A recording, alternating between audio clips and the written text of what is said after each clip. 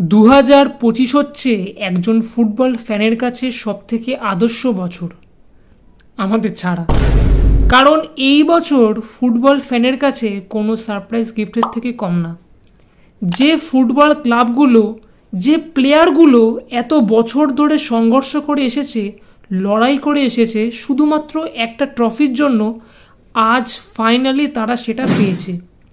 তো দেখা যাক কোন কোন ক্লাব বা কোন কোন প্লেয়ার তাদের মধ্যে রয়েছে।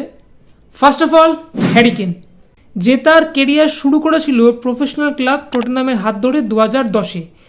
11টা সিজন কাটিয়েছে এই ক্লাবে। টোটাল গোলস 280+ আর 46 অ্যাসিস্ট।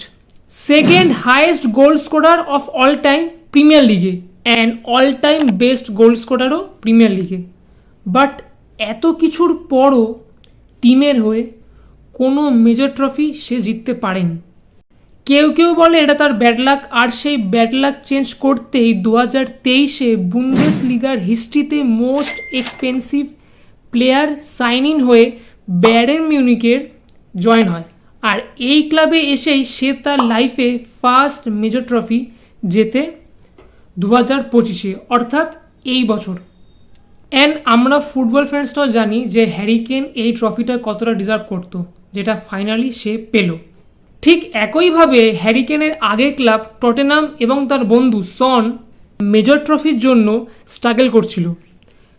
কেন চলে যাওয়ার পর he is the captain of Tottenham and guess what, 17 বছর পর টটেনহাম ক্লাবের হয়ে সন তাদের ফার্স্ট মেজর ট্রফি জিতল, অর্থাৎ 2025-এ, এই বছরে। 333 অ্যাপিয়ারেন্সে 127 goals and 71 assist all time কেরিয়ারে তার টটেনহামের। Just unbelievable. আজ কোনো টিম ফ্যান্স না, আজ পুরো ফুটবল ফ্যান্স খুশি সনকে ট্রফি জিততে দেখে। এই টটেনহাম ক্লাবে মরিনো, পোচেতিনো, কত বড় বড় কোচ আছে যারা টটেনহামে কোনো মেজর ট্রফি জিততে পারেনি বা জিতিয়ে দেখাতে পারেনি। বাট ওই বলে এত বছরের কষ্টে সাফল্য ফাইনালি এই ক্লাবটা পেল এবং তাদের যোগ্যশীল প্লেয়ারগুলোও পেল।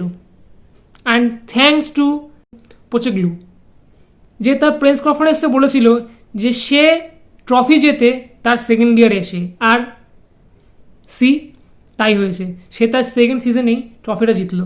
Which is, I mean, what a story, what a story, just brilliant and happy for Tottenham and Son and also Harry Kane. আর ঠিক তেমনই আরও দুটো ক্লাব আছে যারা তাদের ফুটবল ক্যারিয়ারে ফার্স্ট টাইম ট্রফি জিতল।